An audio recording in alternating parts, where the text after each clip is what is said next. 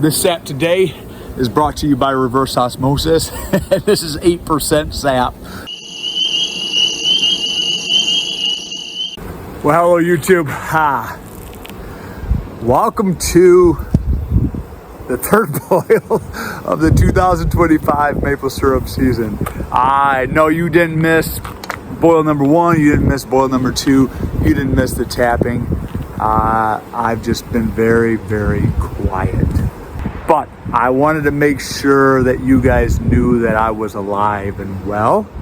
And so we are doing boil number 3. Today is the 11th of March, and this is boil number 3. And so we've been at it for just over 2 weeks. Bring you a little closer. Aim it down a little bit. And so we've been at this for a little over 2 weeks. And I will say this has been the biggest swings I have ever seen in a maple syrup season. And honestly, probably that's not entirely true. But my memory is getting shorter as I'm getting older. And so we had a really nice first week. Slow runs, but they were consistent. They were 35 to 45 gallons a day, which if you're using a reverse osmosis, and I am using an Aquatech with 2 400 gallon per day membranes running in series, and I could process 60 gallons of sap, and I could turn that into usually about 15 gallons of sap in about 8 hours. And so that worked out and matched up really well with that machine. And I was able to process into the evening, into the night. Whatever I didn't finish that night, I could start in the morning or let it run depending on temperature. That first boil was on a Saturday, and it was 23 degrees, and it was cold and windy, and it was miserable. Let's move over here.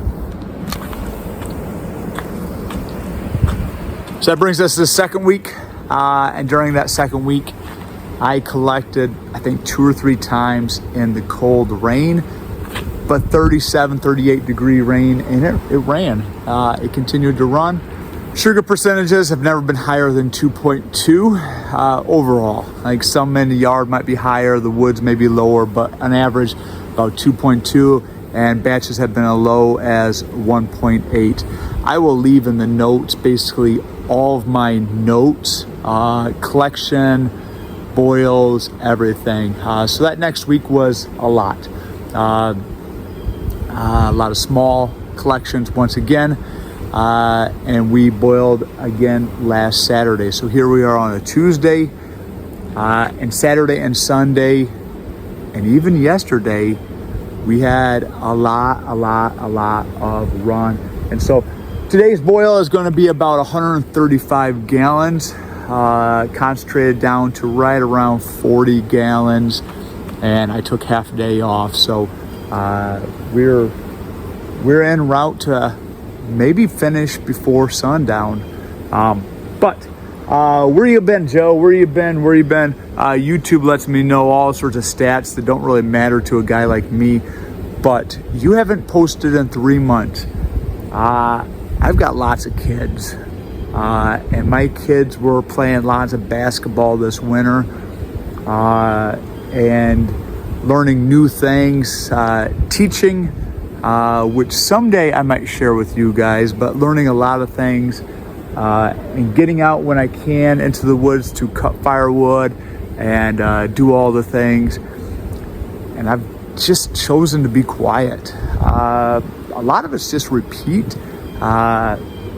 Sometimes I like to share about what I'm doing, and sometimes it's just repeat. And so I know that seems pretty unexciting, and honestly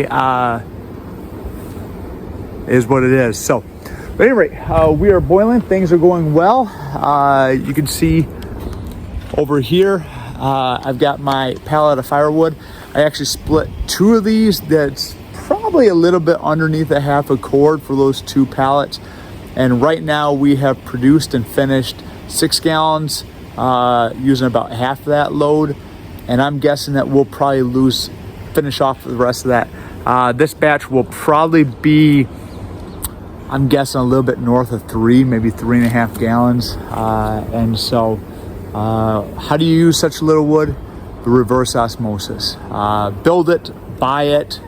I know that RO bucket is a pretty great product. I think that you could probably build it cheaper and actually know what goes into it if you just build it yourself. But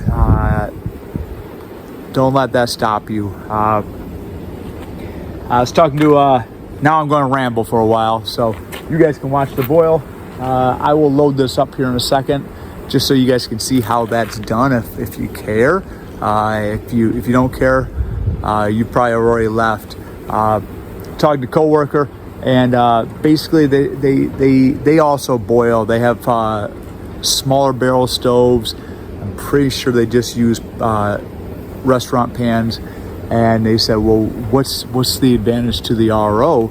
And I said, well, you either going to cut your time in half or you're going to do twice as much. And so I usually just do twice as much, mostly because I figured out that this matches really well at that 50 tap mark, and then I could boil every few days. And lately, weather's been right where I could go 4 or 5 days this season. But 65-degree weather we've had in Michigan. I had to take a little bit of time off today, and my schedule matches up where that worked out pretty well, especially for the students. They didn't really miss out on a whole lot. And so yeah, but it matches up. It matches up with the pan size. I could finish it takes about a gallon and a half in here, and I can finish in the pan, which is a huge time saver on a batch instead of pouring it off and trying to finish in a pot. That's no bueno, right? So here we are. We're kind of boiling down. Get you guys a little bit closer. We got a pretty good wind today, though. I don't think that's going to mess me up much. It's still 50 degrees. It's supposed to start dipping off a little bit. We're starting to lose our boil a little bit. But some things that I use just a small piece of scrap wood, and this is my dipstick. Usually I can get on top of one of those pieces of floating foam there, and then you can kind of see where my level's at. And then back here, I have my warming pan, and this is just a welded up steel rack. Student helped me build this thing 15 years ago, and this is just a watertight electrical conduit, and then it goes into some copper pipes and spigot. I've got gas line. The gas line actually, let me get there. Gas line actually goes in front of the stove, because I will remove this when it comes time to finish it off. It goes in front of that stove pipe, but I can adjust the flow of that, and then it will bring me right down in front. Make sure you guys are seeing what I'm seeing. And then this gas line, really, it goes right into that pot itself. It's inside syrup right now, and when it comes out, it's probably close to, when that sap comes out and hits that pan, I measured it one time, and it's anywhere from 100 to 120 degrees Fahrenheit, which is good. You want to make sure that you can avoid killing off that boil. If you kill off that boil, you've got a long, long day. And so once we get that consistent boil going, we want to keep it there, but we got to replenish that steam that's going away. I had all sorts of good ideas for videos this season, and ultimately I was tired going into the syrup season. Like I said, I love watching kids play the ball, but we were go all the time. So I spent plenty of time outside, and so, but nonetheless, we are making syrup. I don't know if we'll have another boil after this. The weather's supposed to get a little wonky. It's supposed to go warm for a while. We'll watch those buds and see how tight they are. continue to watch the sap and what color it is. I'm hoping next week maybe we'll have a couple days of cycle. It'd be nice to actually use some of the new bottles I have bought. I've been using a lot of the older returned bottles, but we're going after it. So I think we're going to add some wood and add some sap, and I'll kind of show you how that works. Really, I'm going to go over to that pile, and then we got to add wood, and then we will, yeah. So let's go. I think they're positioned in a pretty good spot.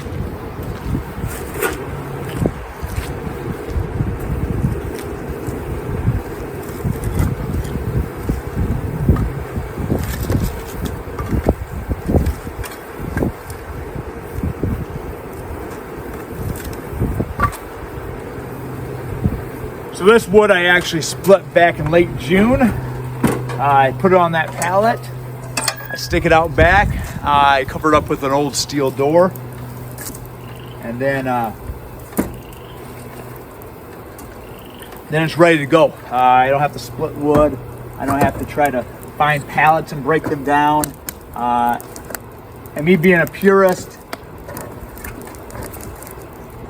that is soft maple there. And so then I get that fan going back again, and the boil doesn't die for very long at all. And then we have to fill up this warming pan. And so you can see the warming pan there. This sap today is brought to you by reverse osmosis.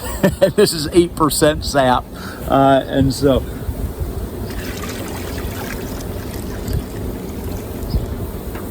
I try to fill that up so that it doesn't actually pour over. But 8% sap, remember guys, rule of 86, it is not an exact number, but that rule of 86 says 86 divided by your sugar percent is how many gallons of sap it takes to make a gallon of syrup. So, you know, if it's 2%, 43 to 1, approximately, right? So if it's 8%, man, we're like 10.5 to 1. So a little pan like mine, look at that boil. Look at that boil. Pretty tight. I do have to be careful it doesn't start to foam over. And so, but yeah, this sap today is brought to you by reverse osmosis. So anyway, there you go. That's my process. That's what I'm working on. And I will definitely leave in the description, and I will continue to edit it as the season progresses, but I'll give you all my numbers and all those things. Going along with that, if you stuck around this long, wow, 13 minutes, sorry guys. Interested in those reverse osmosis, I do have a video. I got a video a few years back where I built a system, and I'm going to tell you that, you know, not a sales pitch. Use my links or don't use my links. But I think you can build one of these very cost effectively. This cooker cost me about $50 and really brick and those doors. You can build this stuff pretty cheap. You got to be a little bit of a scavenger. You got to really keep your eye open. But this stuff will come available on the marketplace, on the Craigslist. You know a guy, all that. So anyhow, I'm Joe. Yes, I'm alive. And yes, we're making syrup this year as well. I see a lot of other guys are very quiet as well. I think we're just trying to do a lot. And so hearing birds going,